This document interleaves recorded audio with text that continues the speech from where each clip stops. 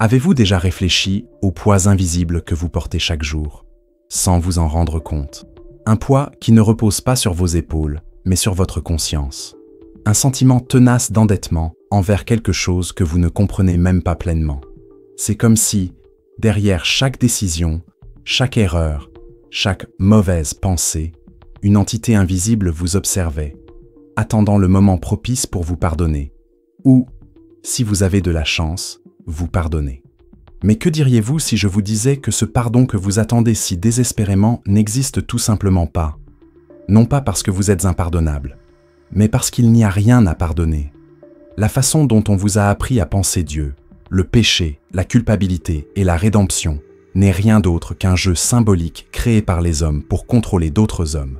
Et le plus cruel dans ce jeu, c'est qu'il opère en vous, utilisant votre propre conscience comme une prison. Spinoza l'avait compris il y a des siècles. Et ce qu'il proposait n'était pas seulement une critique de la religion, c'était une libération de l'âme humaine. Mais avant de parler de ce qui nous libère, nous devons comprendre ce qui nous lie. Pendant une grande partie de l'histoire occidentale, la figure de Dieu a été associée à celle d'un juge moral. Un juge invisible et omniscient qui enregistre chacune de vos pensées, désirs et actions, puis les évalue comme bonnes ou mauvaises. Dans ce contexte, se tromper revient à pécher. Et pécher exige repentance, confession et attente. Oui, attente. Car l'idée du pardon divin repose sur une logique qui vous place toujours en position d'infériorité. Vous péchez, vous vous blâmez, vous vous humiliez. Et alors, peut-être, Dieu vous pardonnera. Et seulement si vous avez tout fait correctement. Cette logique est dévastatrice, car elle n'invite pas à la connaissance de soi, mais à la soumission. Elle ne vous aide pas à comprendre pourquoi vous faites des erreurs, ressentez ou choisissez certaines choses. Elle veut juste que vous vous sentiez mal. Point final. Et pire encore, plus vous vous sentez mal, plus vous paraîtrez spirituel. Mais voici le premier abîme que Spinoza a clairement exposé. Le pardon, dans cette structure, est un cercle vicieux. Ce n'est pas une fin en soi, c'est un mécanisme qui s'enclenche dans la culpabilité. Et une fois entré dans ce cycle, on perd le sens de la réalité, car on commence à évaluer sa propre existence non pas en fonction de la compréhension, mais du jugement. On commence à penser que notre essence, ce que l'on ressent, désire, pense, doit être constamment corrigé, comme si la vie était intrinsèquement mauvaise. Et le plus tragique, cela semble normal, car nous avons grandi avec cela. Nous avons grandi dans la peur de l'enfer, du châtiment, de la réprobation. Nous avons grandi dans la peur de nous-mêmes. Spinoza a compris la dangerosité de cette prison. Il a compris qu'un être humain effrayé par sa propre nature ne sera jamais libre. C'est pourquoi le point de départ de sa philosophie est la rupture avec cette idée moraliste de Dieu. Avant de continuer, j'aimerais vous poser une question simple. Si ce contenu vous touche, si cette réflexion éclaire des recoins d'ombre dont vous ignoriez l'existence, cliquez sur j'aime et abonnez-vous à la chaîne. Cela permettra à cette vidéo de toucher davantage de personnes et de maintenir cet espace vivant pour que nous puissions nous épanouir ensemble. Maintenant, respirez profondément, car il ne s'agit plus de briser des croyances, mais de commencer à se reconstruire de l'intérieur. La première étape vers cette reconstruction consiste à voir le piège de la culpabilité pour ce qu'il est véritablement, un instrument de domestication. La culpabilité ne naît pas du plus profond de votre conscience. Elle s'apprend, se façonne, se cultive. Ce n'est pas une boussole, c'est une barrière. Elle ne vous guide pas, elle vous limite. Et elle s'installe silencieusement. On ne se réveille pas un jour en se sentant coupable d'exister. Elle s'inculque progressivement, à travers des discours qui habillent la culpabilité de jolis vêtements. Humilité, repentir, foi, crainte de Dieu. Mais en vérité, la peur ne purifie jamais personne. Elle ne fait que paralyser, et une âme paralysée ne grandit pas. Spinoza n'a pas décrit les âmes comme des entités distinctes du corps, mais comme des expressions de la même substance qui forment l'univers. Pour lui, les êtres humains font partie de la nature, et non de son adversaire. Cela signifie que tout ce que vous êtes, vos désirs, vos émotions, vos erreurs, fait partie d'une chaîne de causes et d'effets que vous ne comprenez pas encore pleinement, mais que vous pouvez commencer à comprendre. Et cette compréhension, contrairement au pardon, ne dépend pas d'un juge extérieur. Elle dépend uniquement de votre lucidité. Lorsque vous comprenez pourquoi vous ressentez de la colère, pourquoi vous agissez impulsivement, pourquoi vous vous sabotez, vous commencez à voir que ces comportements ne sont pas des péchés, mais l'expression d'une structure émotionnelle et rationnelle qui s'est construite au fil du temps. Cette construction implique des traumatismes, des croyances, des influences culturelles et des expériences. Rien ne naît de rien. On ne fait pas d'erreurs parce qu'on est mauvais. On fait des erreurs parce qu'on ne comprend pas pleinement les causes de ce qu'on ressent et de ce qu'on fait. Et c'est là que la vision de Spinoza commence à briller comme un phare. La liberté ne réside pas dans le pardon, mais dans la compréhension. Plus on se comprend soi-même, moins la culpabilité a de pouvoir sur soi. Moins on ressent le besoin de pardonner. Parce qu'on réalise qu'il n'a jamais été question de pardon, mais de clarté. Cette clarté change tout. Elle change votre façon de considérer vos erreurs, non plus comme des taches sur l'âme, mais comme les symptômes d'un problème plus profond à explorer. Elle change votre relation aux autres, car en cessant d'attendre le pardon, vous cessez aussi de juger. Vous commencez à réaliser que chaque personne que vous croisez agit également pour des raisons qu'elle ne comprend pas encore.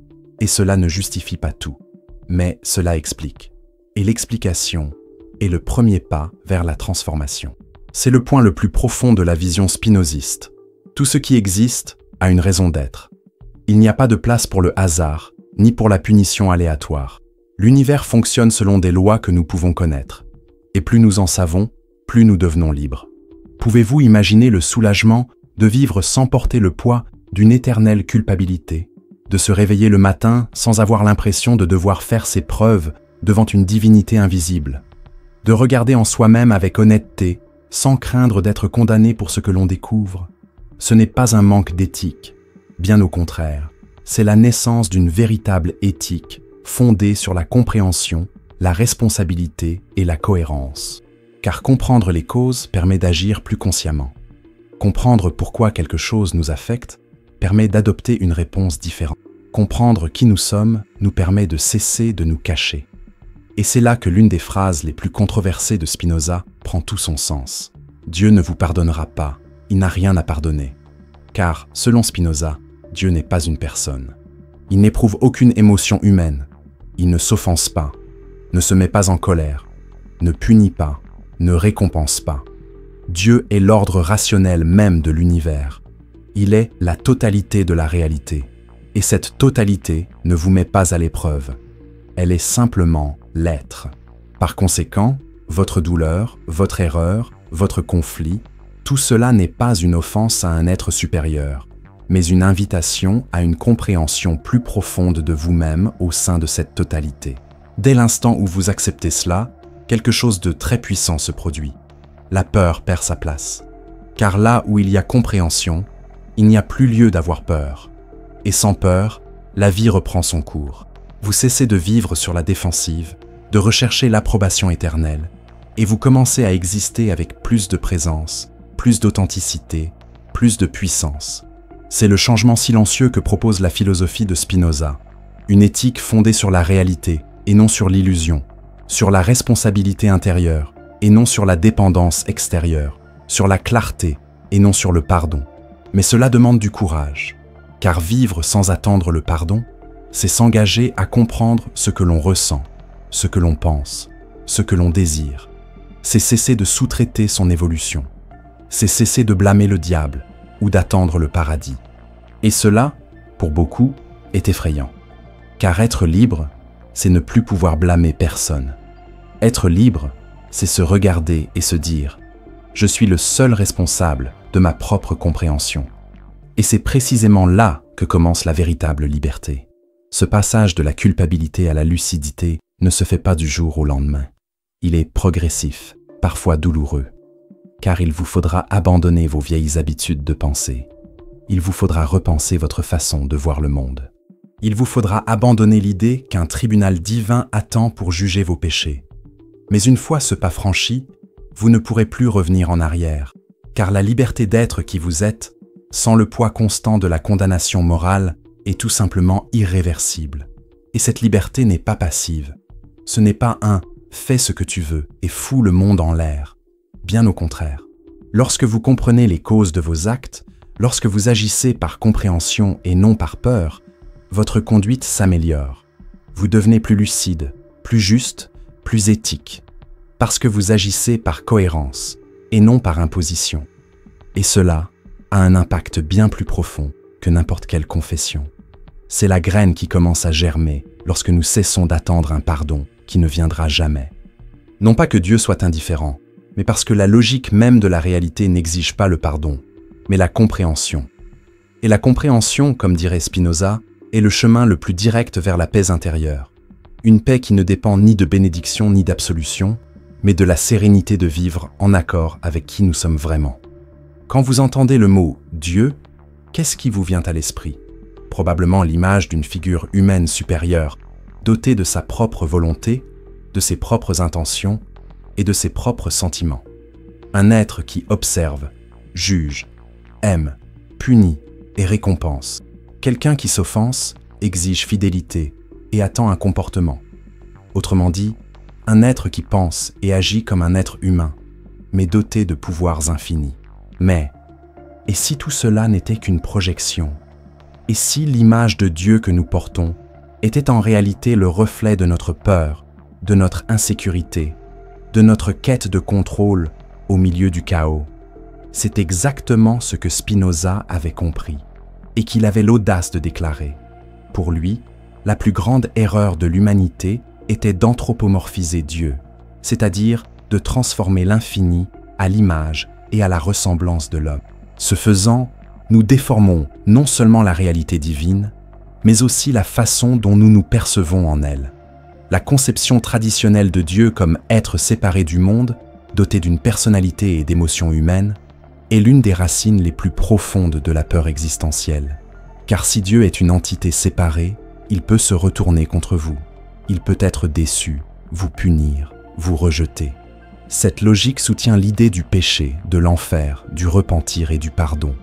Mais Spinoza rompt radicalement avec cette logique. Il affirme « Dieu n'est pas un être, Dieu est l'être », non pas au sens mystique, abstrait et vide, mais au sens le plus direct et le plus rationnel. Dieu est la substance même de l'univers. Tout ce qui existe est une modification de cette substance.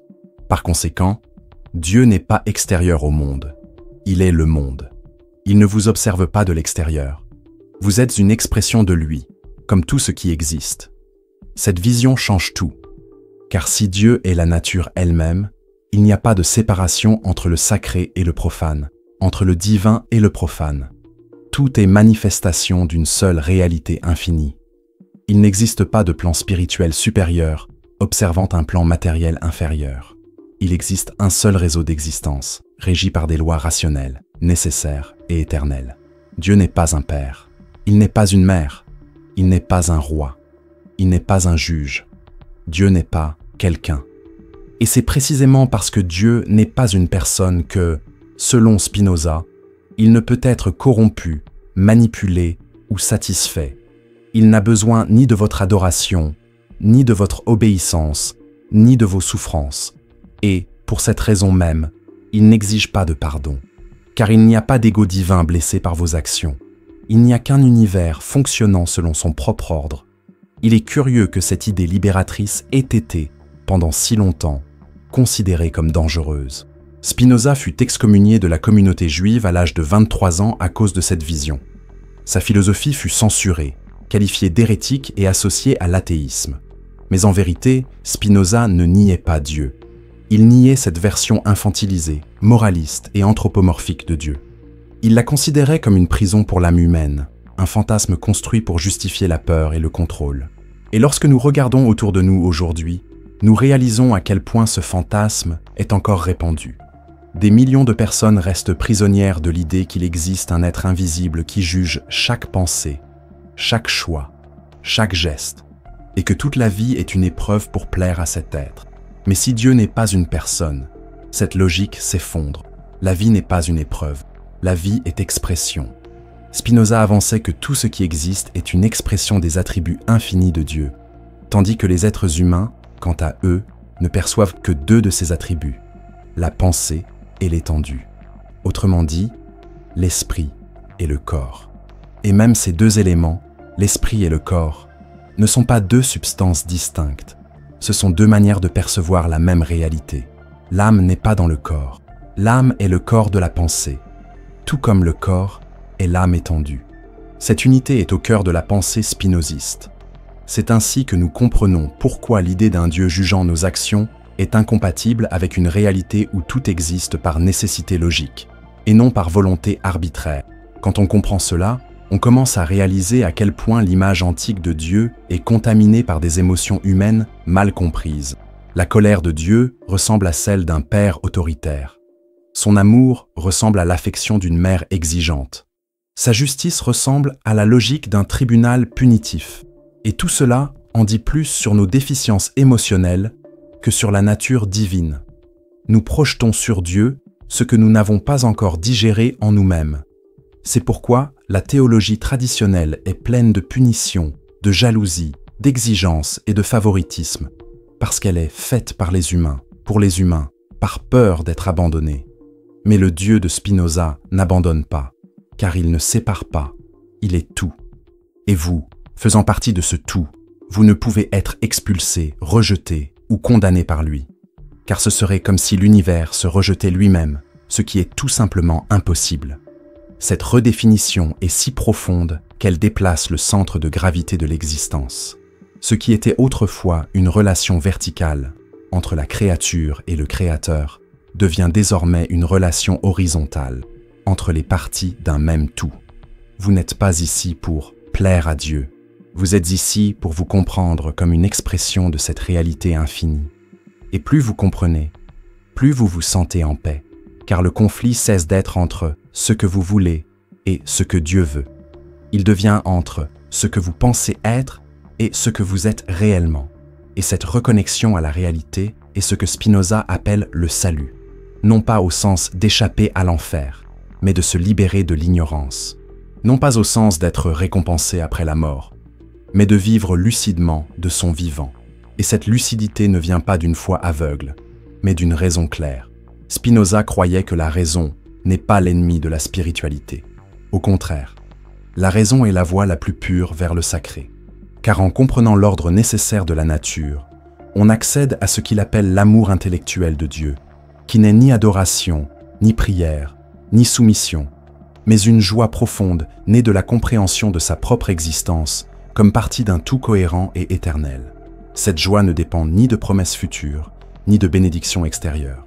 Elle naît de l'intérieur, fruit de la vision claire que tout ce qui existe est là où il devrait être, étant ce qu'il devrait être, selon une logique que l'on peut explorer et comprendre. En abandonnant l'image d'un Dieu personne, Spinoza nous invite à une spiritualité sans peur. Une spiritualité qui ne dépend ni de rituels, ni d'intermédiaires, ni d'institutions. Elle repose plutôt sur l'effort intérieur, l'étude et la réflexion. Car comprendre le monde comme l'expression d'une substance unique et infinie exige une maturité émotionnelle.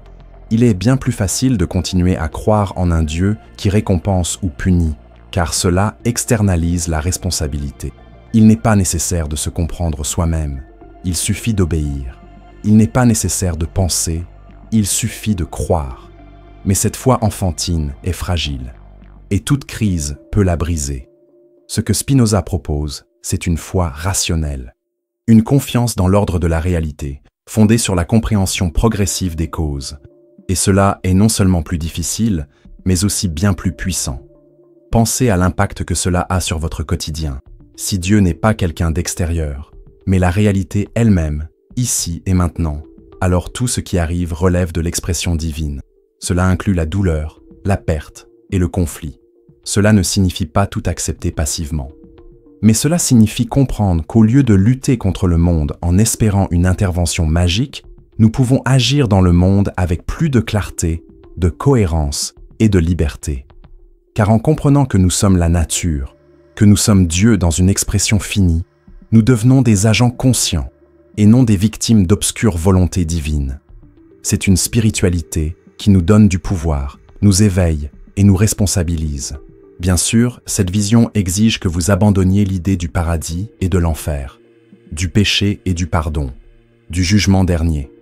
Mais en contrepartie, elle vous offre quelque chose de bien plus précieux, la possibilité de vous réconcilier avec la réalité telle qu'elle est, sans peur, sans fantasme, sans culpabilité, seulement avec l'engagement de comprendre toujours plus profondément les causes de l'existence, en vous-même et dans le monde. Et c'est dans ce processus de compréhension que vous trouverez ce qu'aucune doctrine traditionnelle ne peut vous offrir, la liberté intérieure qui naît de la compréhension de l'ordre éternel des choses. Cette liberté ne se donne pas, elle se mérite, non par des œuvres ou des prières, mais par un mouvement continu d'investigation, de connaissance de soi et de présence. Car vivre à la lumière de la philosophie de Spinoza n'est pas une fuite hors du monde, mais une plongée plus profonde en lui. C'est le courage de vivre sans un paradis de promesses, ni un enfer de menaces. C'est habiter le présent comme partie d'un tout qui ne vous juge pas, mais vous invite à comprendre. C'est subtil, presque invisible, et c'est peut-être pour cela que c'est si puissant. La plupart des gens passent leur vie à essayer de plaire à quelqu'un, une figure d'autorité, un groupe social, une idée abstraite de la perfection. Mais ce quelqu'un n'a pas toujours de visage. Parfois, c'est le regard imaginaire de Dieu. D'autres fois, ce sont les attentes des parents, de la culture, de la religion, de la société. Le problème, c'est de ne pas vouloir vivre en harmonie avec les autres. C'est naturel. Le problème commence lorsque votre propre identité commence à se construire à partir du regard extérieur. Vous ne faites pas ce que vous voulez. Vous faites ce qu'on attend de vous. Vous ne ressentez pas ce que vous ressentez. Vous ressentez ce qu'il est acceptable de ressentir. Et ainsi, petit à petit, vous disparaissez de vous-même. Vous devenez une copie socialement acceptable, une version moralement approuvée de votre véritable essence. Et le carburant de cette transformation silencieuse porte un nom familier, la culpabilité. La culpabilité agit comme une laisse psychique. Elle n'a pas besoin de barrières, de lois explicites, ni de vigilance constante. Il suffit de l'intérioriser. Et lorsqu'elle l'est, on se punit, on s'arrête, on se corrige. Le grand avantage des structures morales fondées sur la culpabilité est qu'elles externalisent le contrôle. On s'observe, on se juge, on se rabaisse. Cela se produit parce que, dès le plus jeune âge, on nous apprend qu'exister pleinement est dangereux. Vouloir trop est égoïste. Dire non est une rébellion. Se mettre en colère est un péché. Se montrer vulnérable est une faiblesse. Et, par-dessus tout, aller à l'encontre des attentes divines est offensant. Alors, on apprend à se modeler soi-même. On apprend à taire ses pulsions, à se mentir à soi-même, à réprimer ses désirs, non pas parce que c'est logique, mais parce que quelqu'un, là-haut, pourrait nous observer. Ce que Spinoza nous montre, avec une clarté presque inconfortable, c'est que cette morale fondée sur la culpabilité est un poison pour la liberté. Et nous ne parlons pas ici de liberté au sens banal de faire ce que l'on veut. Nous parlons de liberté réelle, la capacité d'agir selon sa nature, guidée par des causes bien comprises, sans être enchaîné à des peurs ou des fantasmes. La morale de la culpabilité vous empêche non seulement d'être libre, mais aussi de vous connaître vous-même.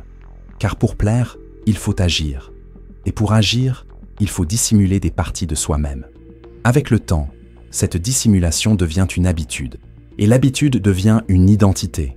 Vous oubliez que vous jouez un rôle. Vous oubliez que le vous que vous vivez au quotidien n'est peut-être pas le vrai vous, mais une construction façonnée pour éviter le rejet et la punition. C'est ici que nous commençons à comprendre le véritable impact de cette structure. La morale de la culpabilité nous paralyse, car elle nous déconnecte de la force vitale qui réside en chacun de nous. Spinoza en a longuement parlé. La force d'exister. Pour lui, tout ce qui existe cherche à persévérer dans son être.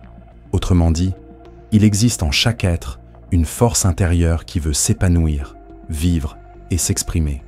Cette force est naturelle. Elle n'est ni morale ni immorale. Elle est, tout simplement. Mais lorsque cette force est constamment réprimée, lorsque chaque impulsion est filtrée par la peur de la désapprobation, cette force s'affaiblit.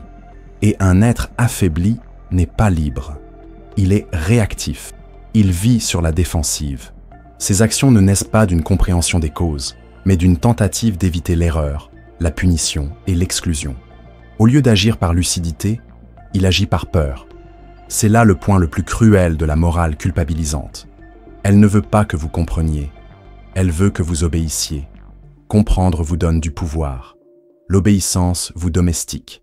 C'est pourquoi, depuis toujours, on vous répète que certaines questions sont dangereuses, que douter est mal, que remettre en question la raison de certains commandements est un signe d'arrogance. La morale culpabilisante ne supporte pas la lumière. Elle se nourrit d'ombre, de silence et de peur. Car si vous allumez la lumière de la raison, comme l'a fait Spinoza, vous commencez à voir que nombre de vos erreurs n'en sont pas du tout. Elles ne sont que l'expression naturelle d'une réalité que vous n'avez pas encore pleinement saisie.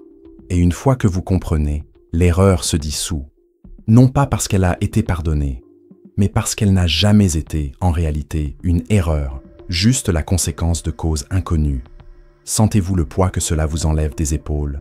Vous n'avez plus besoin de vivre en vous excusant des... Vous n'avez plus besoin de mesurer chaque pensée à l'aune de l'acceptation des autres. Vous pouvez enfin commencer à exister authentiquement. Attention, cela ne signifie pas agir impulsivement ou devenir indifférent. Bien au contraire, quand on vit pour plaire, la relation aux autres est toujours tendue. Car plaire est un jeu d'attente. On veut être accepté, on veut être aimé, on veut être approuvé. Et quand cela ne vient pas, on souffre, on devient frustré, on se sent invalidé. Mais quand on vit en cohérence avec sa nature, avec clarté et présence, sa relation aux autres change. On n'exige pas l'approbation, on partage la présence. On ne se modèle pas, on s'offre entièrement. Et c'est curieux à quel point c'est effrayant. Parce qu'on nous a appris à croire qu'être entier, c'est trop. Qu'être trop vrai éloigne les gens. Que montrer qui nous sommes vraiment peut nous coûter relations, respect et statut social. Et parfois, c'est vraiment le cas.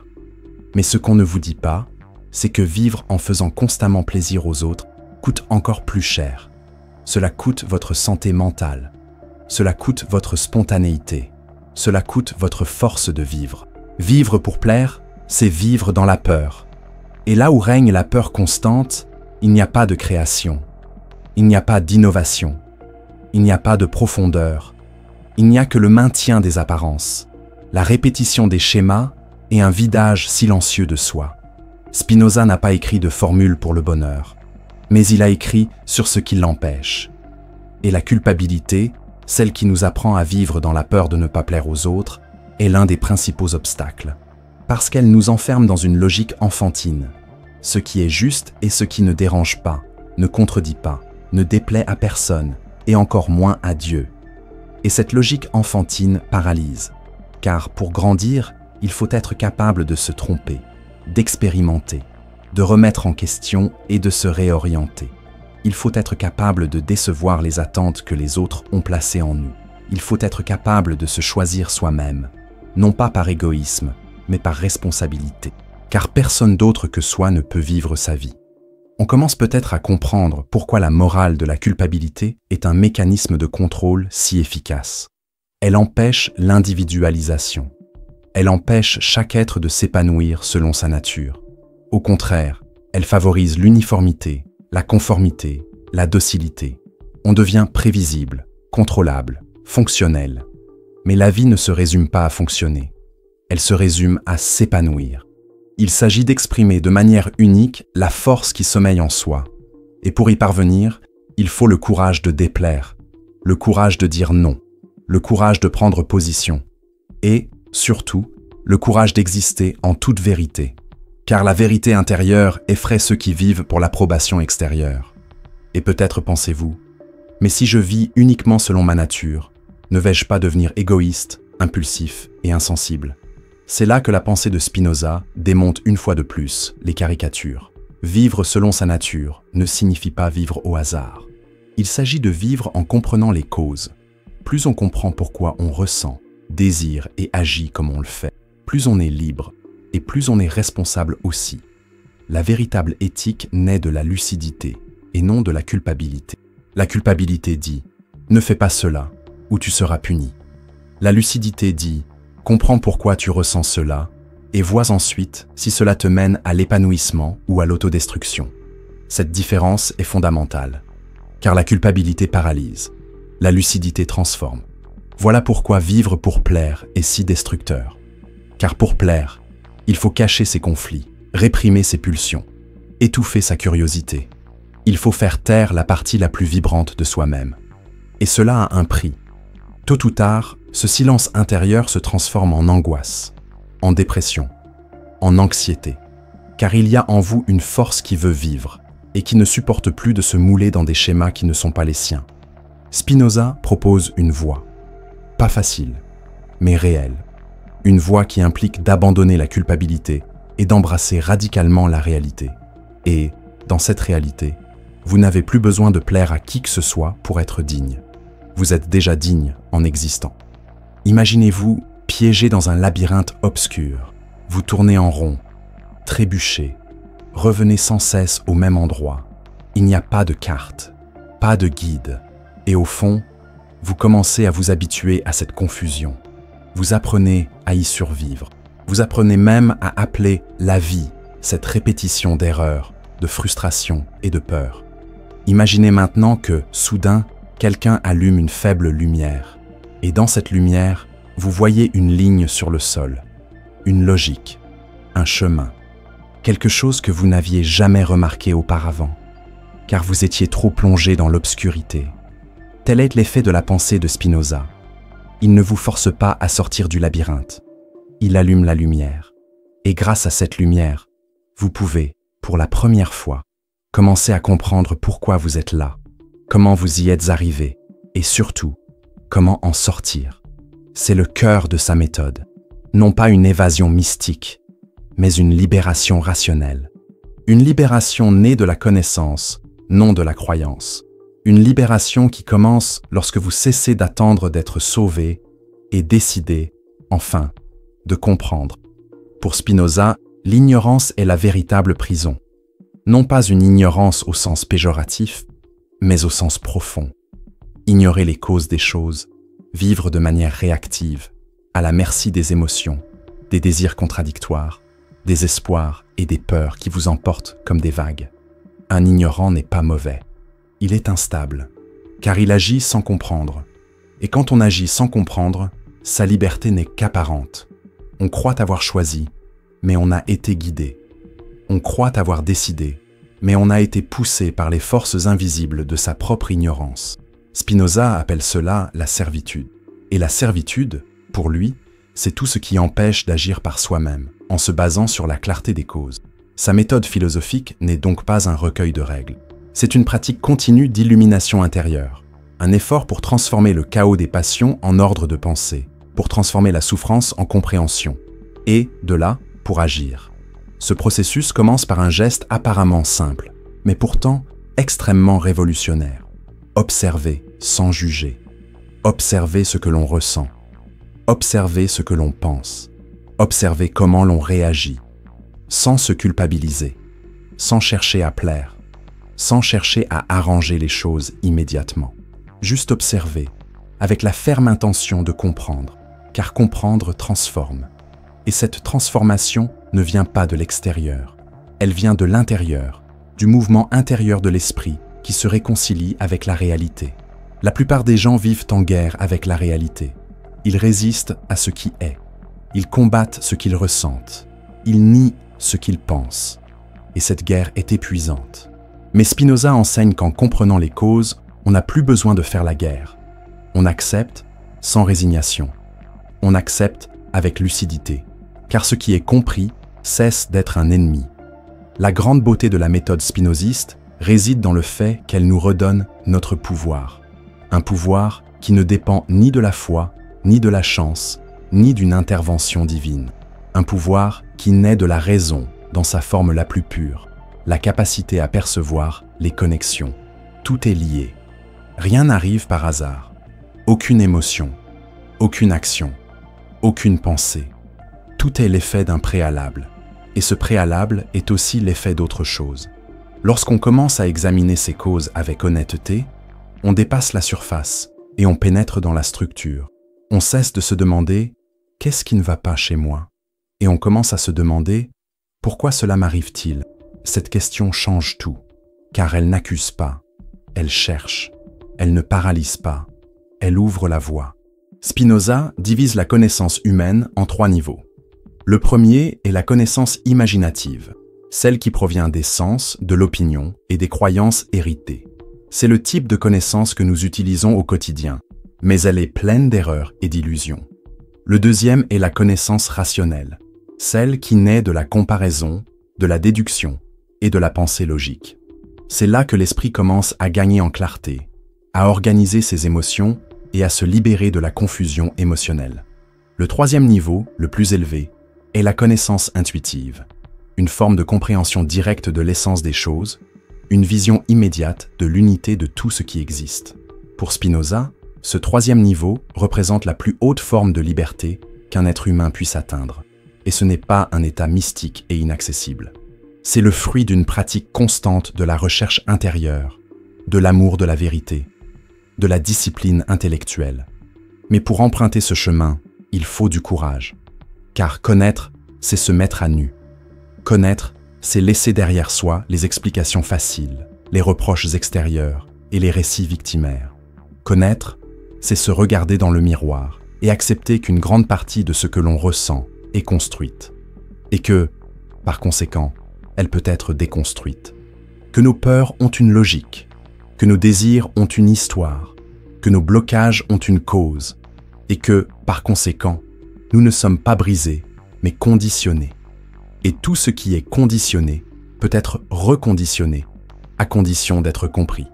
C'est pourquoi Spinoza dit « La connaissance libère », car la connaissance dissipe l'illusion d'être à la merci du hasard, du châtiment ou du salut. Elle nous montre que nous sommes un système au sein d'un système plus vaste. Et plus vous comprenez ce système, mieux vous êtes équipé pour le naviguer avec autonomie et présence. Cette liberté, cependant, n'est pas totale. Spinoza ne croit pas au libre arbitre au sens absolu. Pour lui, tout est déterminé, y compris votre propre esprit. Mais cela ne signifie pas que vous soyez condamné à répéter des schémas. Cela signifie qu'en comprenant les causes qui vous animent, vous pouvez en changer le cours. Vous pouvez réorienter votre vie, non pas par la seule force de votre volonté, mais par la compréhension progressive du réseau de facteurs qui vous constituent. Vous n'êtes pas libre de faire quoi que ce soit, mais vous êtes libre dans la mesure où vous comprenez ce qui vous retient et transformez cet obstacle en clarté. Et c'est là que la méthode spinoziste diffère radicalement des autres philosophies ou religions. Elle ne promet pas la rédemption, elle promet la compréhension. Elle ne promet pas la paix éternelle. Elle promet une lucidité croissante. Elle n'offre pas de dogme. Elle offre une structure. Et cette structure est si puissante parce qu'elle est fondée sur la réalité et non sur l'imagination.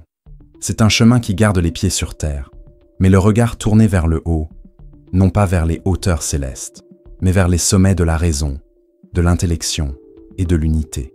Car plus on comprend, plus on se réjouit. Et pas n'importe quelle joie. Spinoza parle de la joie comme d'un accroissement de puissance, d'une expansion de notre capacité à exister. Et cette joie, qui n'est ni euphorie ni enthousiasme passager, est le véritable signe que nous sommes sur le chemin de la liberté. Mais suivre cette voie exige de la pratique. La méthode spinoziste est davantage une attitude face à la vie qu'une série d'étapes. C'est l'attitude de ceux qui choisissent d'enquêter plutôt que de juger, de ceux qui préfèrent comprendre plutôt que blâmer, de ceux qui s'observent avec un intérêt sincère, sans condamnation. Et cette attitude transforme notre rapport au temps, à la douleur, aux autres. Car ce qui apparaissait autrefois comme une injustice apparaît désormais comme une conséquence. Ce qui apparaissait autrefois comme une trahison apparaît désormais comme une confusion. Ce qui apparaissait autrefois comme une offense apparaît désormais comme une expression d'ignorance. Il ne s'agit pas d'accepter tout passivement. Il s'agit d'agir plus intelligemment. Car ceux qui comprennent agissent stratégiquement et non de manière réactive. Le véritable sage, pour Spinoza, n'est pas celui qui s'isole du monde, mais celui qui y agit avec lucidité.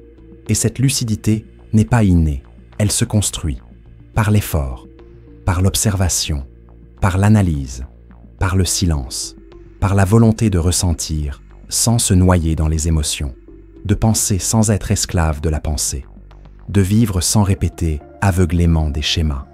Cette construction est lente, mais elle est solide.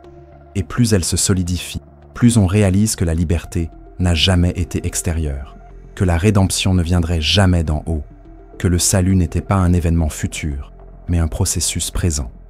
Un processus qui commence toujours par une question. Pourquoi est-ce que je ressens ce que je ressens? Et se poursuit par une autre. Quelle est la cause de cela en moi? Et une autre encore. Que puis-je faire maintenant avec cette compréhension? La vie, à ce stade, cesse d'être un champ de bataille et devient un champ d'investigation. Arrêtez-vous un instant et pensez à tout ce que vous ressentez au cours d'une journée. L'anxiété du matin, les bouchons, l'impatience envers les autres, la frustration face à vos propres choix, de petites doses d'irritation, de culpabilité, de fatigue, de peur. Au milieu de tout cela, peut-être un instant de joie inattendue, de soulagement, une brève paix. Maintenant, imaginez, vous ressentez tout cela, et vous continuez, tout simplement. Vous réagissez, répondez, vous dissimulez, vous ravalez. Vous vous demandez rarement, d'où cela vient-il? La plupart du temps, nous traitons nos émotions comme des accidents, quelque chose qui survient simplement, sans que nous puissions les comprendre ou les contrôler. Mais Spinoza nous propose une autre façon de les considérer. Pour lui, les émotions, ou, comme il les appelait, les affects, ne sont pas des accidents. Elles sont l'expression directe de notre état de puissance interne. Autrement dit, ce que vous ressentez révèle votre degré de liberté à cet instant. Cette affirmation change tout, car elle nous libère d'une position passive et nous place comme les agents de notre propre état émotionnel. Spinoza ne considère pas les émotions comme quelque chose d'extérieur à la raison. Au contraire, pour lui, raison et émotion sont les deux faces d'un même mouvement. Un affect n'est pas quelque chose qu'il faut nier ou étouffer, mais quelque chose qu'il faut comprendre. De plus, tout affect a une cause. On ne ressent pas de colère juste parce que. On ne se sabote pas soi-même improvisé. On ne ressent pas d'envie parce qu'on est une mauvaise personne. Tout ce que l'on ressent a une origine. Cela a un contexte. Cela a une logique. Et plus on comprend cette logique, plus on atteint la liberté émotionnelle. Mais quel est le rapport avec le pouvoir? Spinoza voyait la réalité comme un champ de force. Et chaque être est une modification de cette force, dotée d'un pouvoir d'existence plus ou moins grand. Par exemple, lorsque vous ressentez de la joie, non pas une euphorie passagère, mais une joie authentique et profonde, c'est le signe que votre pouvoir d'agir augmente.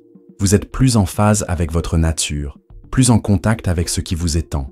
En revanche, lorsque vous ressentez de la tristesse, votre pouvoir diminue. Vous vous repliez sur vous-même. Vous perdez contact avec votre force vitale. Les affects ne sont donc ni bons ni mauvais en eux-mêmes. Ils sont des indicateurs de votre degré de liberté à cet instant. Ce sont des boussoles, non des entraves. Et, par conséquent, ils méritent attention, non répression. Imaginez une personne qui a constamment peur de décevoir les autres. Cette peur la pousse à dire « oui » alors qu'elle voudrait dire « non ». Elle la pousse à se modeler, à s'annuler, à s'effacer. Spinoza dirait « cette peur est un affect qui diminue le pouvoir d'agir.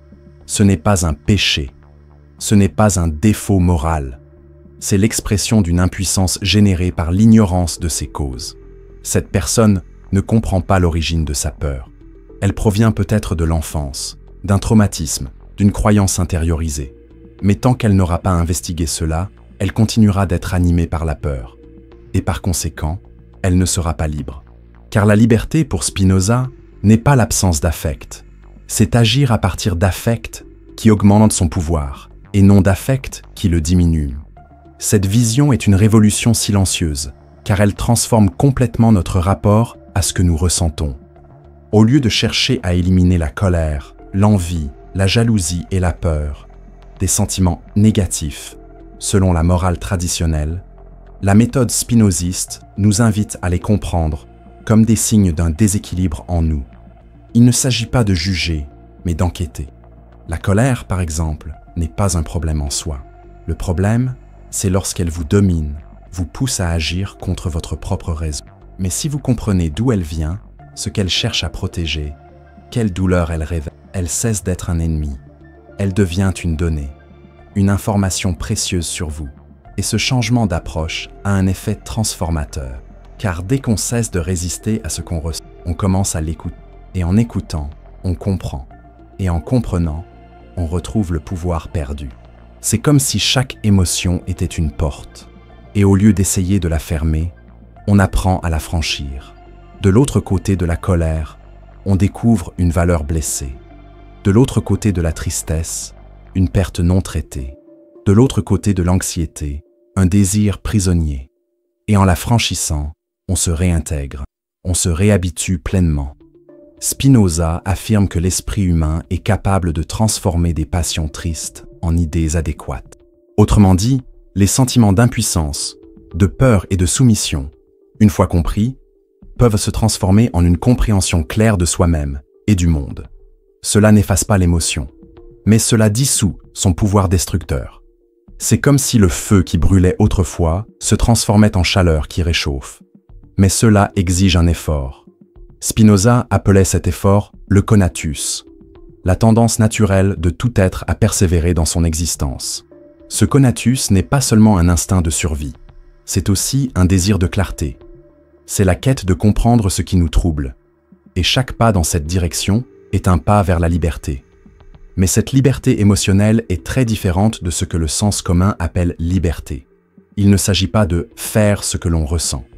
Pour Spinoza, c'est de la servitude, car suivre ses impulsions sans en comprendre les causes revient à se laisser entraîner et non à être guidé. Être libre ne signifie pas agir selon ses désirs. Il s'agit de comprendre le désir, d'en explorer l'origine, la logique, la direction.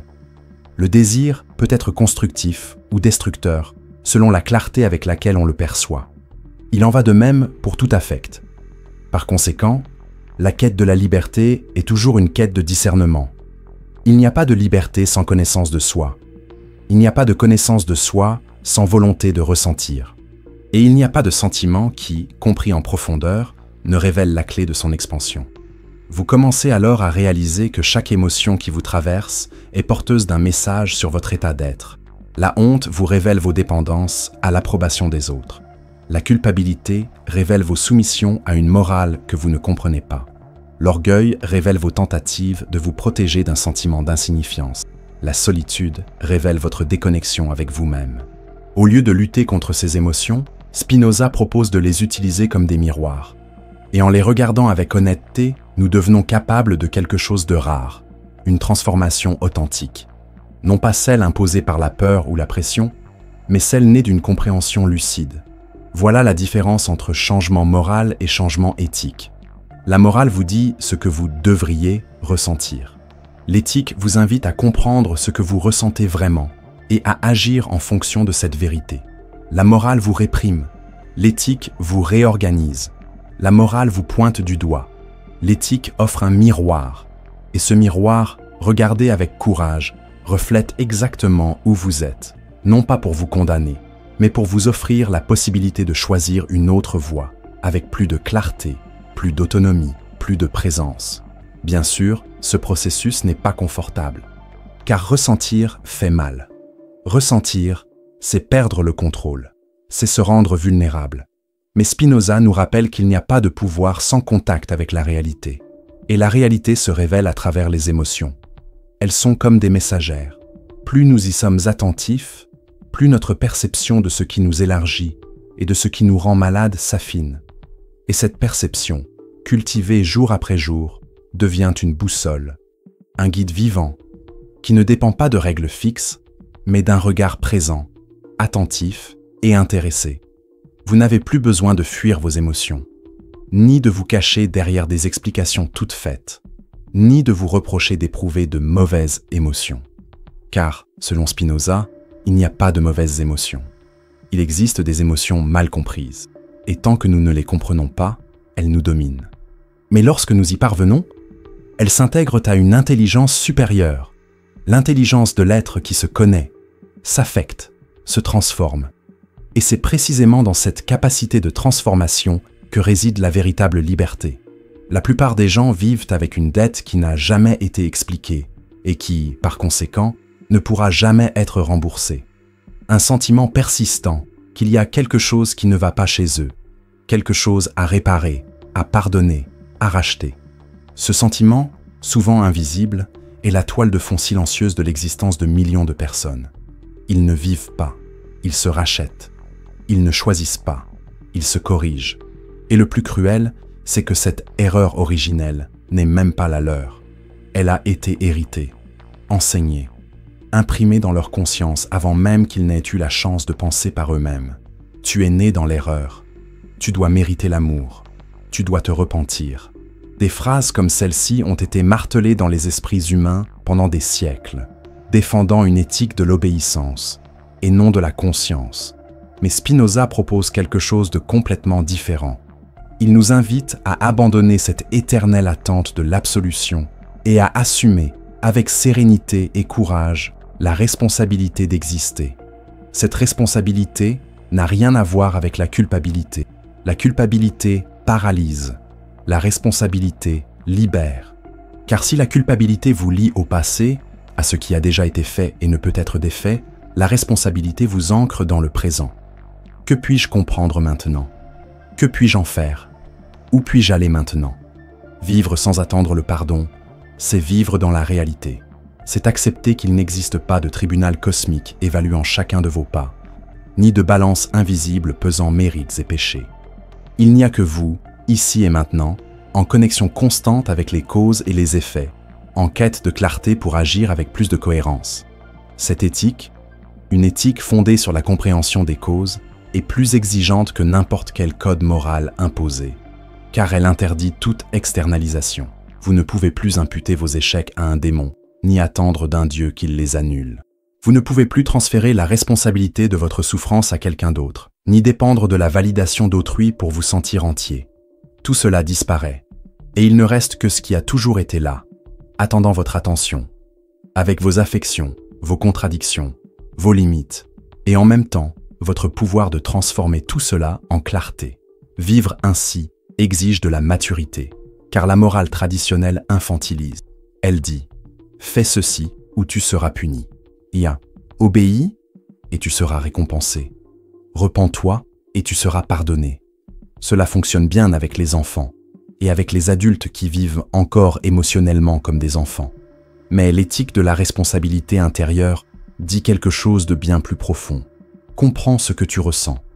Découvre pourquoi tu agis ainsi et suppose ce que tu peux faire pour y remédier. Cela exige de se regarder dans les yeux sans peur. Cela exige de cesser de se cacher derrière des masques. Cela exige d'accepter que ta vie t'appartient, et non celle d'un pasteur, d'un juge ou d'une figure divine. Et cela, pour beaucoup, est insupportable, car il est plus facile de se repentir que de se connaître soi-même. Il est plus facile de demander pardon que de s'examiner soi-même. Il est plus facile de souffrir de culpabilité que de prendre conscience. Mais Spinoza ne s'intéresse pas à la facilité, il s'intéresse au réel. Et le réel, aussi difficile soit-il au premier abord, est infiniment plus léger que l'illusion. Car l'illusion a besoin d'être entretenue. Elle exige un effort constant pour paraître vraie. La vérité, en revanche, est, tout simplement. Et une fois acceptée, elle dissout les vieux poids. Vivre sans attendre le pardon, ce n'est pas vivre sans éthique. Bien au contraire, c'est vivre avec une éthique bien plus solide, car ancrée dans la réalité des... On commence à agir non pas pour plaire, non pas pour éviter une punition, mais parce qu'on comprend les effets de ses actions. Et cette compréhension engendre la cohérence. Et la cohérence engendre la paix. Une paix qui n'a pas besoin d'être promise. Elle est une conséquence naturelle de la lucidité. Cela se reflète à tous les niveaux de l'existence, dans votre relation à vous-même, aux autres, au monde. En abandonnant l'attente du pardon, vous abandonnez également le rôle de juge. Pourquoi juger les autres si vous savez que chaque erreur résulte de causes encore inconnues? Pourquoi condamner si vous-même avez été pris en otage par des sentiments qui ont diminué votre pouvoir? Cette compréhension n'est ni de la connivence, ni de la passivité. C'est de la profondeur. Vous agissez lorsque cela est nécessaire, mais avec discernement, sans vengeance. Vous prenez position, mais sans l'illusion d'être du bon côté de la morale absolue. Parce que vous comprenez que la réalité est complexe et que chacun, absolument chacun, est engagée dans un processus. Cette vision élimine la figure de l'éternel coupable, et avec elle, celle du pardonneur supérieur. Car nul ne peut ni ne doit vous absoudre. Vous, comme vous le comprenez, vous vous libérez. Le pardon devient sans importance, non pas parce que vous ne faites pas d'erreurs, mais parce que vous comprenez que les erreurs font partie du processus d'apprentissage, et que, si vous les comprenez profondément, elles se dissolvent d'elles-mêmes. L'énergie auparavant consacrée à la confession et à l'autopunition peut désormais être orientée vers l'investigation, l'action lucide et l'expansion de la conscience. C'est la véritable transmutation. Transformer la culpabilité en lucidité, transformer la peur en investigation, transformer le désir de pardon en désir de connaissance de soi. Et plus on approfondit ce processus, plus on réalise que l'idée de péché n'a aucun sens. Car le péché, dans la logique traditionnelle, est une offense à une entité. Mais s'il n'y a pas d'entité séparée, si tout s'exprime dans une réalité unique, alors il n'y a pas d'offense. Il y a dissonance. Il y a un décalage entre votre action et votre nature profonde. Et cela ne nécessite pas de punition. Cela nécessite de la compréhension. C'est le tournant éthique de Spinoza. Il nous sort du cycle éternel de la culpabilité et de la rédemption et nous offre une responsabilité vivante. Une responsabilité qui ne nous pèse pas, qui nous fortifie. Vous commencez alors à comprendre que vivre dans l'espoir du pardon, c'est vivre à genoux devant une illusion. C'est vivre paralysé par une logique dénuée de tout fondement. C'est vivre éternellement endetté, toujours dans l'attente, toujours dans la peur de ne pas être à la hauteur. Et pire encore, c'est vivre dans l'attente d'une permission pour se sentir en paix. Mais la paix ne se décrète pas. Elle se construit sur la base d'une compréhension intérieure de ses causes. Et cette construction est votre œuvre, votre chemin, votre maturité. Spinoza n'écrivait pas pour consoler. Il écrivait pour réveiller. Ses idées ne sont pas douces, elles sont vraies. Et par conséquent, libératrices. Il savait qu'en attendant le pardon, nous ne serions pas pleinement vivants. Car ceux qui attendent le pardon vivent encore sous le joug d'une autorité extérieure. Et vivre sous ce joug, c'est ne pas être. Être, c'est s'accepter comme partie prenante de la réalité. C'est explorer les causes de ses propres affects. C'est cesser d'externaliser sa conscience. C'est accepter que chaque pas vers la lucidité est un pas vers la liberté. Cette liberté a un prix. Elle exige une honnêteté radicale envers soi-même. Elle exige de renoncer aux béquilles de la culpabilité, de l'espoir magique et de la foi enfantine. Mais ce qu'elle offre en retour est incalculable. La réconciliation avec la vie telle qu'elle est. Pas de voile, pas de tribunaux, pas de promesses. Juste le véritable flux de l'existence, où chaque émotion a une cause, chaque action une conséquence, et où chaque être peut, s'il le souhaite, progresser vers plus de clarté, et donc vers une plus grande paix. Nous vivons à une époque d'excès, d'informations excessives, de bruit excessif, de pression excessive, de comparaison et de vitesse excessive. Nous n'avons jamais été aussi connectés, et pourtant, en même temps, aussi déconnectés de nous-mêmes. Nous vivons engourdis, courant d'un stimulus à l'autre, cherchant du sens dans des lieux de plus en plus superficiels. Et, au milieu de ce tourbillon, l'angoisse grandit également. L'anxiété est devenue monnaie courante.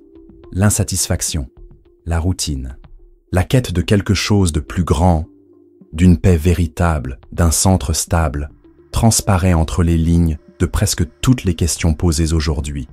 Mais cette quête s'achève presque toujours là où elle a commencé, dans la confusion.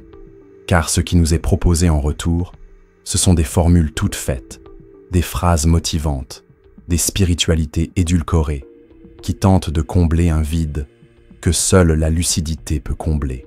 Dans ce scénario, la proposition de Spinoza est presque un murmure, mais un murmure pesant comme un roc. Arrêtez-vous, observez, comprenez. Vous êtes déjà en Dieu. Cette phrase, prononcée avec sérénité, effondre toute l'architecture du désespoir moderne. Car tandis que beaucoup vivent en essayant d'approcher une force divine, en priant, en suppliant, en essayant de la mériter, Spinoza affirme « Vous n'avez jamais été séparés. Ce qui vous sépare, c'est l'ignorance. Ce qui vous éloigne, c'est l'illusion.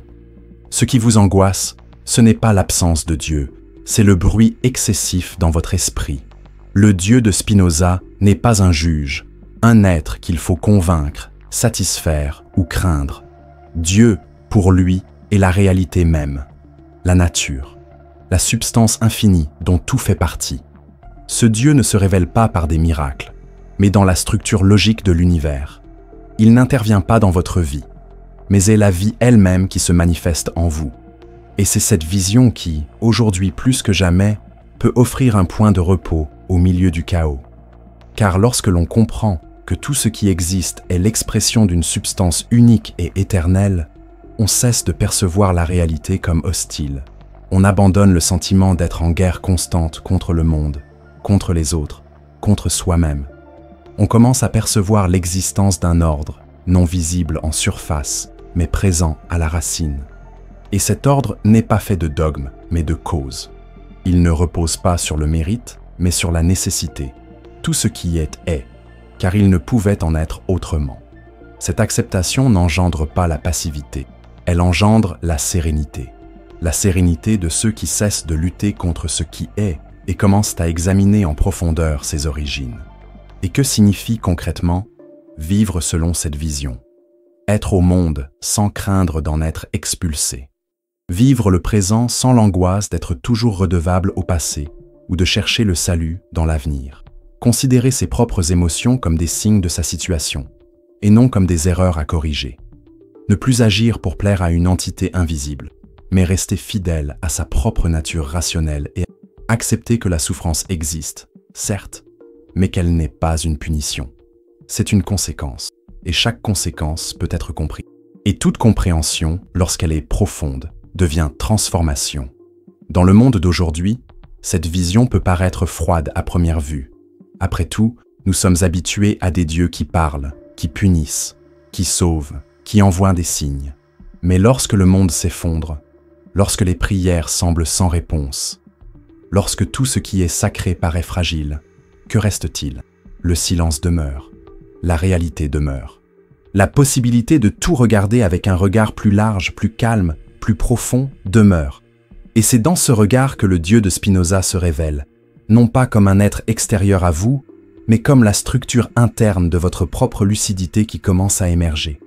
On ne se rapproche pas de Dieu en priant davantage, on s'en rapproche en comprenant davantage. Et cette approche n'est pas une échelle, mais un plongeon. Un retour à ce qui a toujours été là, obscurci seulement par la hâte, l'ignorance et l'imagination. De ce point de vue, la paix intérieure n'est pas un état statique. C'est un mouvement continu d'alignement avec l'ordre de la réalité. Et cet ordre n'exige pas la perfection. Il exige la présence. Il exige d'être pleinement en soi-même, d'observer clairement les forces qui vous traversent, les idées qui vous animent, les sentiments qui vous habitent. Il exige de cesser de se cacher derrière des récits préfabriqués et d'avoir le courage d'affronter ce qui est. De cette rencontre, tout change. L'anxiété se dissipe, non pas parce que le monde est devenu plus calme, mais parce que vous n'avez plus besoin d'y échapper. La tristesse se transforme, non pas parce que la douleur a disparu, mais parce qu'elle est désormais comprise à sa source. Et la peur perd du terrain, non pas parce que les risques ont disparu, mais parce que vous n'êtes plus prisonnier de fantasmes enfantins de contrôle et de récompense. Le Dieu de Spinoza est une invitation à la maturité spirituelle, un appel à cesser de chercher au-delà de ce qui ne se trouve que dans les profondeurs. Il ne vous offre ni le paradis, ni la condamnation. Il vous offre la réalité. Et, au sein de cette réalité, la chance de vous comprendre comme partie intégrante de quelque chose d'infiniment plus grand, plus cohérent, plus serein que tout système de croyance. Car ici, point de promesse, il y a structure, point de dogme, il y a logique, point de clergé, il y a un esprit en action. Et cet esprit, en harmonie avec la nature, découvre une joie indépendante des circonstances, la joie d'exister en accord avec ce qui est. Voilà la révolution silencieuse que propose la pensée de Spinoza. À la religion, la clarté, à la foi aveugle, la raison éclairée, à la culpabilité, la responsabilité, à la peur, l'investigation, à l'attente de la rédemption, la compréhension des causes. Et cela, aussi simple que cela puisse paraître, peut-être la clé d'une nouvelle façon d'être au monde. Une façon dont la spiritualité n'est pas un lieu d'évasion, mais un territoire de présence, où Dieu n'est pas extérieur, mais se révèle dans notre capacité à penser clairement, à ressentir profondément et à agir avec cohérence. Peut-être qu'au final, la paix que vous recherchez si désespérément n'a jamais été une récompense promise. Peut-être est-elle simplement la conséquence inévitable d'une vie dans la vérité. Et la vérité, aussi inconfortable soit-elle au premier abord, mène toujours à la liberté. Et si c'est la liberté que vous recherchez, peut-être qu'il est temps d'arrêter de demander pardon et de commencer enfin à comprendre.